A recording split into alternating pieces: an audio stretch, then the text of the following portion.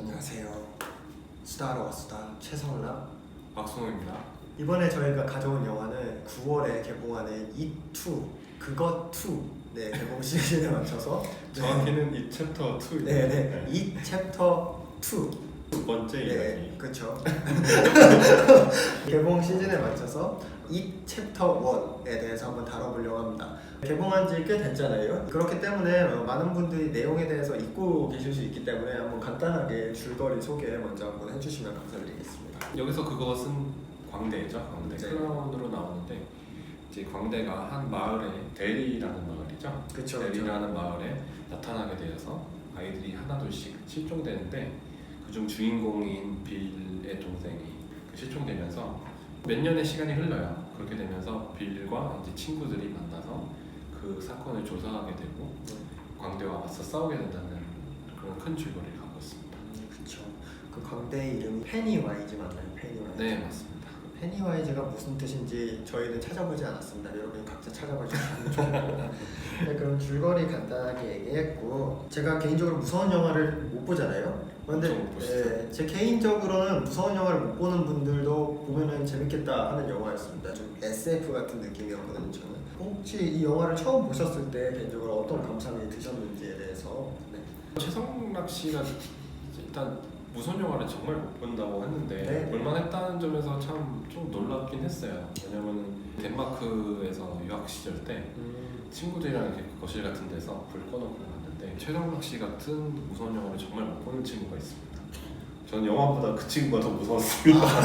너무 소리를 질러요. 영화 볼 때 옆에서 너무 소리 지르고 거의 발작을 하더라고요.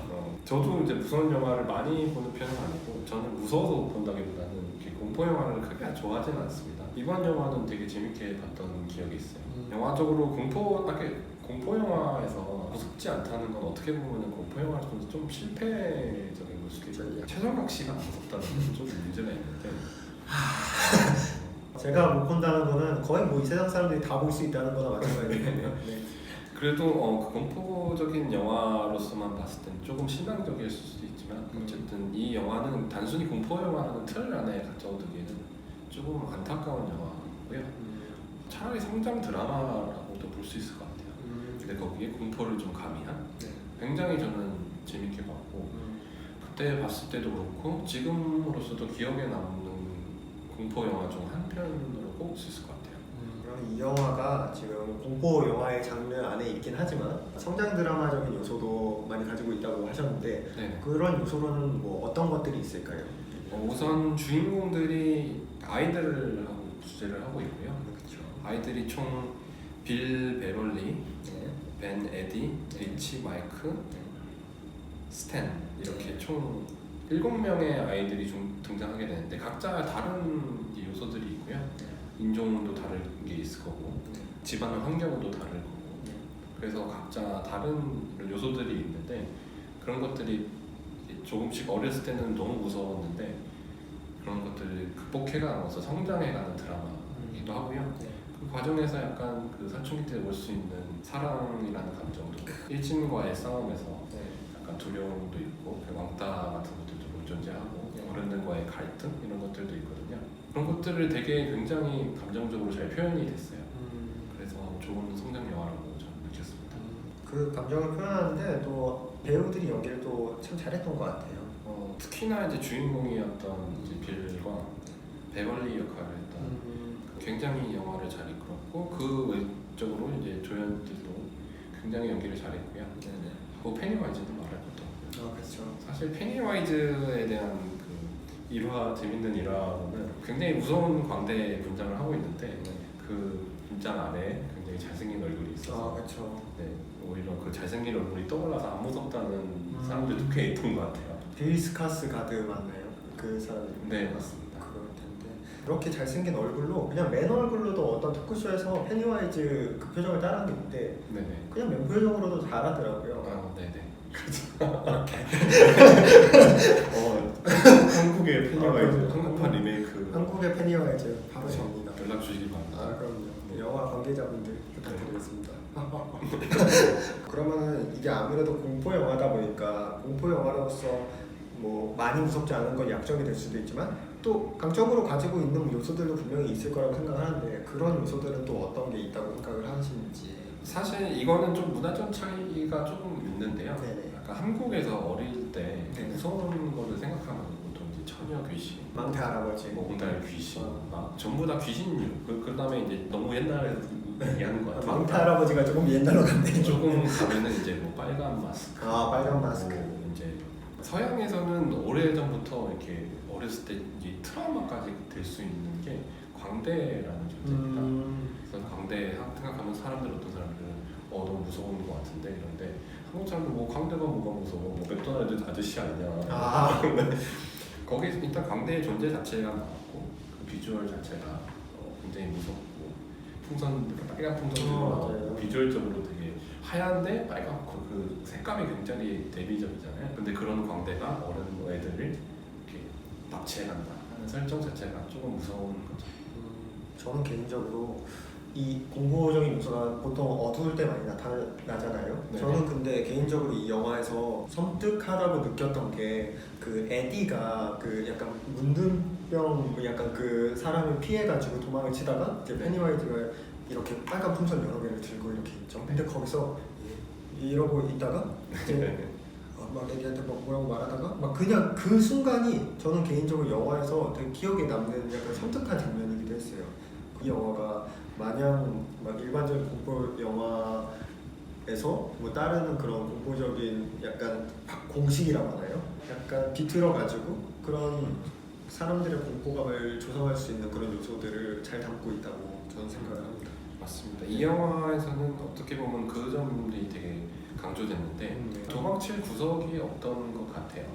그 어떻게 보면 이게 되게 전략적으로 썼던 것 같기도 하고 좀 그게 약점이 될 수도 있는데 예를 들어서 공포 영화에는 이렇게 하나의 룰 같은 거 있는데 밤이 되면은 뭐가 나타난다. 아 그렇죠. 그러면서 약간 그 호흡 조절을 할 수 있거든요. 근데 이 영화는 언제 어디서든 나타날 수 있다는 게 굉장히 장점이 될 수 있죠. 왜냐면 내가 혼자 방에 있는데 혼자 있으면 귀신이 나오고 화장실에서 그냥 씻으려고 하는데 갑자기 맞아요. 막 피가 막탁 지고 어, 아까 말한 것처럼 대낮에도 대낮에. 나오고 이런 것들이 굉장히 무섭고 이렇게 피할 수 없는 것처럼 느껴질 수도 있는데 또 그런 한편으로는 그런 호흡을 그 친구들이 같이 있을 때는 그 귀신이 많이 초반에는 등장 안 하거든요. 나중에는 어쩔 수 없이 이제 싸우는 대립하는 과정에서 나오게 되는데 네. 그래서 그 친구들이 같이 있을 때 분리를 시키는 그런 연출도 보이기도 하고 그런 것들이 굉장히 좀 영리하게 활용했던 영화 아닌가 싶습니다. 그렇습니다. 이런 뭐 공포 영화, 뭐 성장 드라마 이런 장르적 특성으로도 뭐 강점을 가지고 있는 영화긴 하지만 네. 아무래도 또 캐릭터에 대해서 얘기를 안 할 수가 없는 게 네. 그 각기 다른 개성을 가지고 있는 그 친구들이 나오잖아요. 최애 캐 이런 거에 대해서 한번 얘기를 해볼까요? 그러면? 저는 뭐 말할 것 없이 이제 베벌리고요. 아, 사랑에 빠질 정도로 아 진짜. 캐릭터가 굉장히 매력적이었고 아무래도 이렇게 루저 클럽이잖아요. 7명의 그 모든 베벌리를 포함해서 이제 7명의 아이들이 각자 다르지만은 공통적으로 가진 좀 이게 인기 있는 이렇게 인싸는 아이란 거죠. 그죠. 네, 아싸들의 모임인데 차라리 아싸에 가깝죠. 네, 각자들이 이렇게 뭔가 결정도 잘 못 내리고 그런 그 와중에 그 루저 클럽의 리더격이라고 할 수 있는 빌리가죠. 굉장히 결정 같은 걸 내릴 때 신중하지만 항상 잘 못 내리는데 그 반면에 베벌리가 충동적으로 이렇게 추진력이 좋다. 네, 추진력이 좋다 네네. 그런 걸 할 수 있는 거죠. 그래서 그 예시로 영화 속에서 이렇게 전력에서 그 물로 뛰어내릴까 그렇죠. 말까 할 때 남자들끼리 이렇게 6명이서 모여가지고 그렇죠. 5명이었죠 그 당시 이제 마이크가 아직 안 왔으니까 이렇게 누가 먼저 뛰려면 너가 먼저 뛰어 이게 약간 뭐 우리 어렸을 때 그런 모습도 생각나는 것 같고 지금도 그러잖아요. 뭐 이렇게 뭐 하기 싫은 거 할 때 너가 먼저 해 그렇죠. 이렇게 걸크러쉬 이렇게 등장해서 내가 먼저 뛸게 이러면서 팍 뛰고 그 나중에 또 영화 속에서 그런 것들이 추진이 되는 것 같아요. 그래서 그런데 걸크러쉬가 느꼈던 것 같고 빌리에 대한 그런 애정도 있는데 저는 벤이라는 캐릭터를 굉장히 좋아했던 것 같아요. 또 성장 영화로서 이제 좋은 영화라고 했잖아요. 네. 그 중에서 그 어린 친구들의 사랑이라는 감정을 굉장히 잘 다뤘는데 그 이 베벌리를 중심으로 이렇게 삼각관계가 형성이 됩니다. 그렇죠.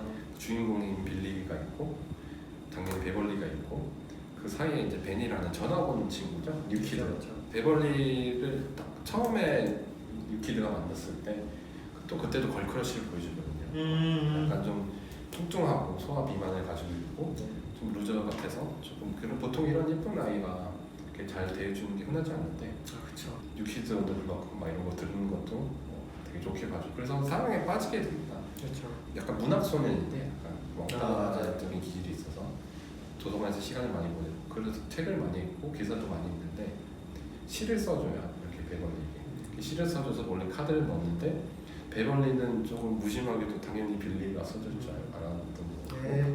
결국엔 나중엔 알게 됩니다. 이 외모 지상주의가 안 됩니다. 네. 좀 안타까운 응원을 하게 됐었어요. 그러니까 그렇죠. 이 캐릭터와 이 캐릭터 빌리와 베벌리도 잘 되길 바랬지만은 네. 벤과 베벌리가 돼도 좋지 않을까.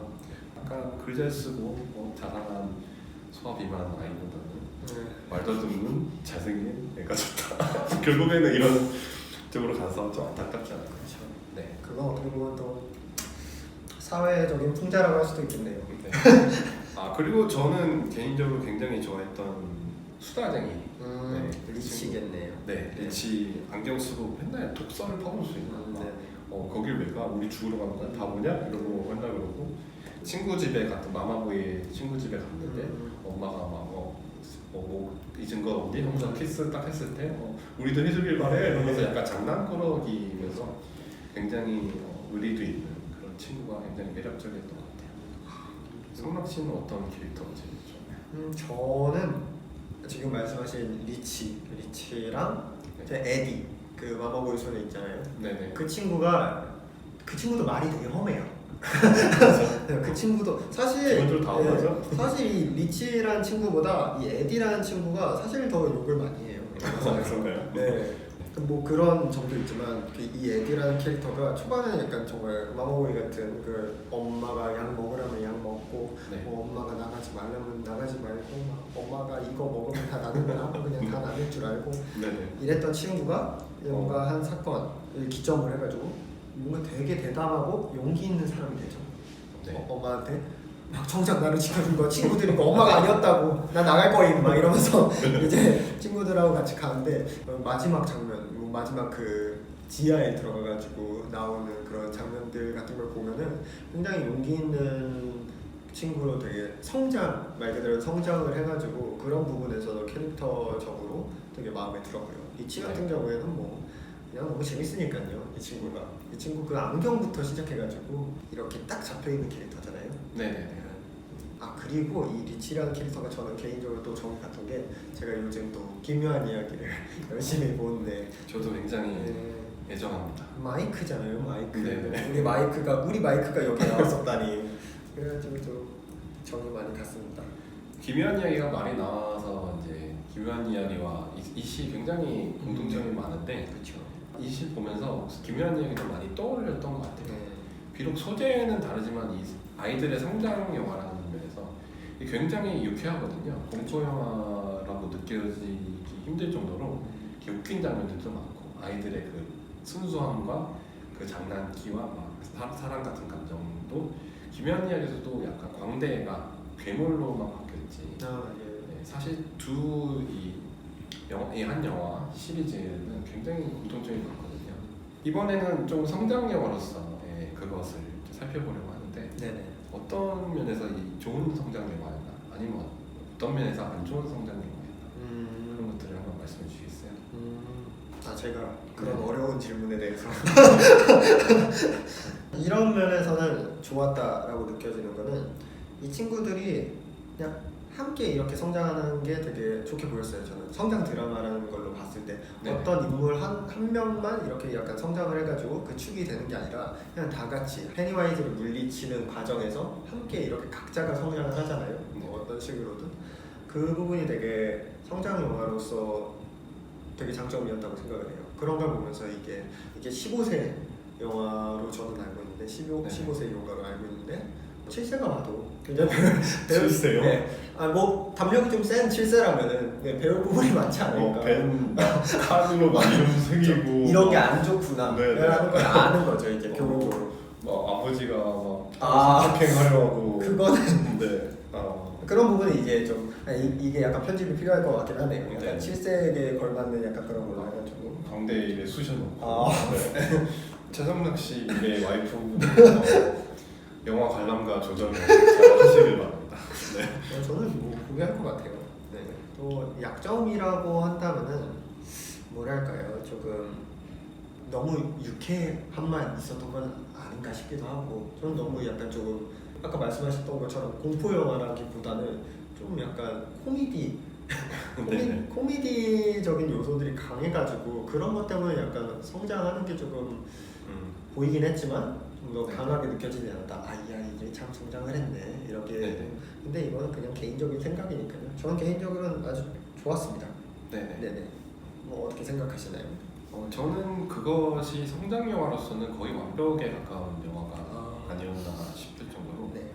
좋았던 것 같아요. 일단 아까 말씀하신 대로 주인공 주축으로 되는 게 아니라 이 7명의 모든 아이들을 이야기가 굉장히 많거든요. 사실 7명을 다 환경 설명해주고 이렇게 가족 환경, 뭐 사랑 이야기, 뭐 트라우마 이런 것들 다루기가 쉽지 않은데 이 영화는 차근차근 그런 것들을 이렇게 빌드해 나갑니다. 이렇게 배경 각자 다른 배경과 거기 배경에서 다른 배경에서 오는 다른 트라우마들을 굉장히 잘 보여줬어요. 그래서 그런 것들을 이제 페니와이즈가 그 각자 다른 아이들의 공포를 이렇게 환상으로 보여줌으로써 그런 것들을 아이들이 처음에는 무서워하는데 그걸 나중에 결국에는 같이 함으로써 아니면 좀 무서움을 이렇게 대면함으로써 극복해 나가는 장면들이 나오거든요. 그렇죠. 그런 것들이 굉장히 영리했다고 생각이 되고요. 그리고 이 페니와이즈와의 물론 이제 영화 공포 영화다 보니까 페니와이즈가 주연이죠. 그리고 아이들이 당연히 피해자인 아이들이 주연인데 그 관계만에 주목한 게 아니라 그 아이들이 각자 집에서 겪는거나 실제 사회에서 겪는 그런 트라우마적인 것들을 굉장히 잘 다뤘다고 생각해요. 베벌리 같은 경우는 이제 가정 환경에서 엄마는 뭐 돌아가신 것 같고 아버지로부터 약간 성적으로도 그렇고 그러니까 가정 폭력을 당하고 있는 그런 것들도 나오고 그리고 헨리라는 여기서 캐릭터가 나오게 되는데 흔히 말하는 일진인데 얘는 뭐 찍고 그런 게 없습니다. 7명을 다 돌아가면서 괴롭혀요. 이렇게 다양한 부분을 괴롭히는데 그 헨리마저도 가정에서 이렇게 좀 사연도 있고 그런 것들도 이렇게 나왔던 것 같아서 성장으로서 굉장히 좋았던 거고요. 조금 아쉬웠던 건 아까 말씀드렸듯이 저는 이번 7세가 보기에는 네, 굉장히 잔혹했던 장면이 많은데 좀 극단적으로 가지 않았나. 특히 헨리라는 캐릭터는 좀 극단적으로 구축이 되지 않았나 싶어요. 아무래도 주인공들이 이야기를 많이 풀어야 되니까 헨리도 잠깐 언급이 되면서 쟤도 사연이 있는 아이구나 약간 그러는데 어쨌든 나중에 그 아버지라는 트라우마를 영화에서 죽이면서 완전 악역으로서 이렇게 보여줬는데 하긴 뭐 근데 요즘 실제에서 뉴스에서 보면은 그런 것들이 막 보이잖아요. 되게 잔혹한 아이들의 행동들이나 그런 것들이 그런 면에서 어떻게 보면 되게 사실적으로 잘 그려냈다고 할 수도 있는데 저에게는 조금 지나치지 않았다 조금 네, 않았나 싶고요. 나머지는 굉장히 성장이라서 정말 좋았습니다. 저도 개인적으로 지금 얘기를 들으니까 좀 좀 지나친 구석이 있었긴 하네요. 일단 처음부터 좀 지나치네요. 저는 약간 처음부터 얘가 파리자이잖아요. 네네. 너무 안쓰러웠어. 그 표정도 너무 이러면서 가는데 그것도 너무 안쓰럽고 헨리라는 캐릭터도 완전히 이제 갑자기 무슨 아버지한테 이렇게 쫄았다가 집에 들어가가지고 갑자기 아버지를 죽일 거라고 저는 생각을 못했거든요. 네네. 갑자기 그렇게 만들어버리니까 좀 지나치다는 생각도 들고요. 네네. 또 얘기를 들어보니까 제가 아까 약간 좀 아쉬웠던 부분이라고 생각했던 약간 유쾌함이 오히려 그 유쾌함이 있어서 이 아이들의 그런 모습들이 좀 순화가 된 게 아닌가. 그럼 지나친 모습들이 그냥 네네. 지나친 설정들이 좀 순화가 된 게 아닌가 싶기도 하네요. 네. 장점으로 바꾸겠습니다. 그리고 그것을 보면서 조금 이제 참고하시면서 보면 좋았을 것 같은데 그것은 굉장히 뭐 분석하기 어려운 영화는 아니었던 것 같고 그래도 좀 참고하면서 보면 좋은 게 이 각자의 트라우마가 나옵니다. 페니와이즈가 그 각자의 공포적인 모습을 보여주는데 그런 것들을 참 비교해가면서 보는 재미도 있는 것 같아요. 예를 들어서 빌리는 이렇게 영화 오프닝에 등장했던 자기 동생의 실종에 이렇게 자꾸 죄책감이랑 그런 것들 느껴서 그 동생의 환상을 보여주고, 베벌리 같은 경우는 이제 막 생리를 시작하고 안 좋은 소문이 돌잖아요. 자꾸 여자가 이쁘면은 이제 좀 적이 많아지는 것처럼 약간 여자가 흘리고 다닌다, 온갖 남자 다 만나고 다닌다, 그런 것들이 화장실에서 이렇게 생리에 대한 그 공포감이나 이런 것들, 트라우마적인 걸 보여주기 위해서 피가 확 사방으로 터지잖아요.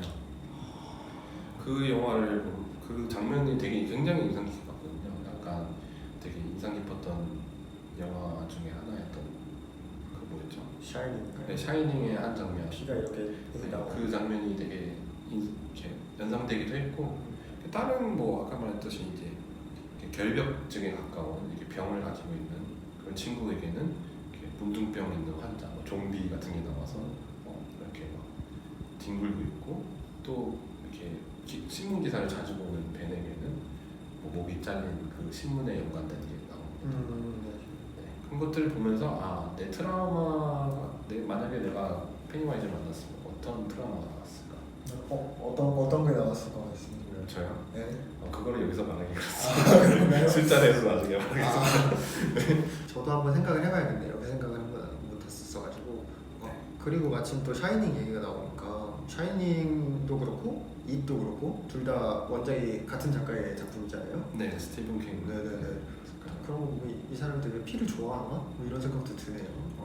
피를 굉장히 좋아하는 것 같습니다. 네. 샤이닝에서도 그런 장면이 나고, 물론 원작 소설에서는 뭐 어떤 식으로 그렇게 표현했는지 모르겠지만 이번에 나오는 두 번째 챕터에서 주연으로 맡은 이제 베벌리 역으로 맡은 제시카 차스테인 인터뷰를 제가 얼마 전에 봤는데, 자기가 찍었던 영화 중에서 가장 피가 많이 나오지 않을까.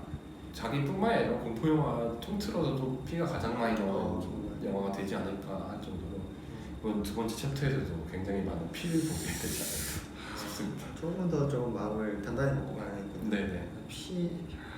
그러면은 마침 또 얘기가 나온 김에 또 저희가 잇 1을 다루고 있지만 또 잇 2가 곧 개봉을 하니까 잇 2에 대해서도 한번 다뤄볼까 하는데, 뭐 당장 영화가 나온 것도 아니고 예고편만 나온 상태이기 때문에 네네. 일단 뭐 예고편만 봤을 때 뭐 기대되는 점이나 뭐 이랬으면 좋겠다 하는 점, 이런 거에 대해서 한번 얘기해 볼까요?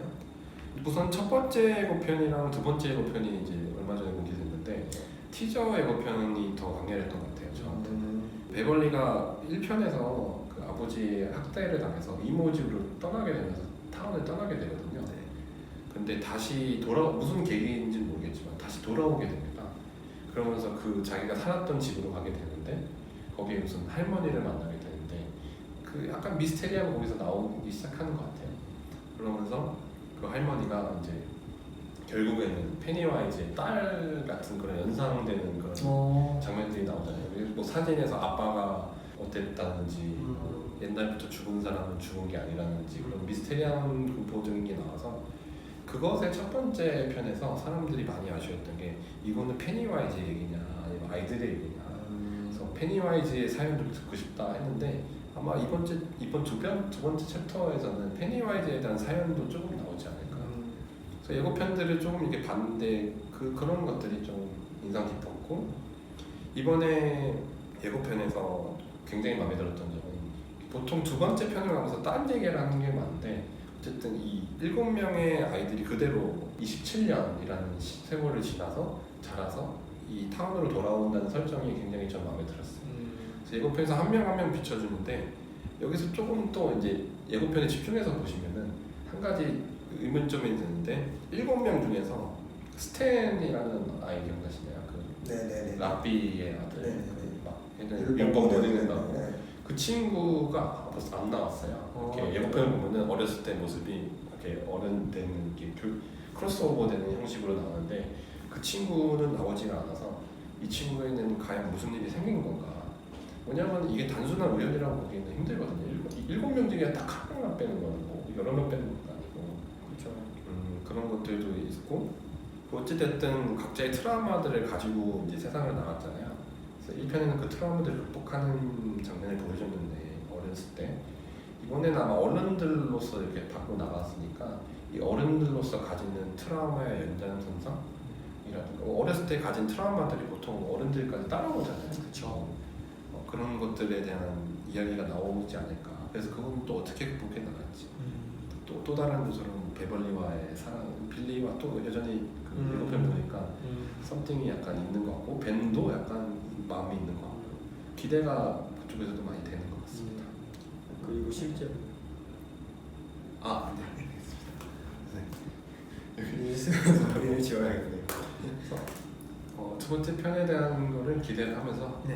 편을 마무리하겠습니다. 네, 알겠습니다. 좀 급박하게 마무리하는 점 어쩔 수 없습니다. 저희는 뭐 최소한의 장르로 가기 때문에 아무튼 이것으로 마치고 여러분 그것 2장 It 2 네, 챕터 2 많이 기대해 주시고 It 1 1장 챕터 1 그것 1장 이것도 안 보신 분이 있다면 한번 꼭 보셨으면 좋겠다는 추천을 드리고 싶습니다.